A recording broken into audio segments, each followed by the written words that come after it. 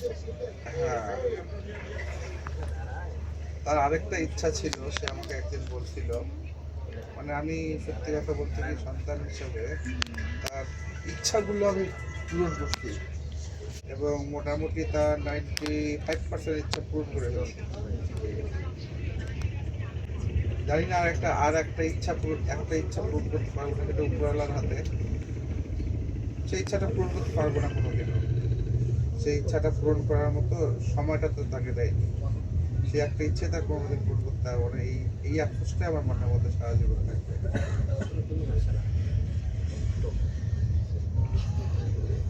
কিন্তু ওই যে বললাম, তার ওই একটা ইচ্ছা বাদে তার সব ইচ্ছা আমি পূরণ করছি। তার কথাতে আমি দিনাজপুরে, মানে তার ইচ্ছা ছিল দিনাজপুরে ওই জায়গাটা নেওয়ার। তার ইচ্ছা পূরণ করার জন্য আমি দিনাজপুর জায়গাটা নিচ্ছি। ওটা 450 তো, 4.5।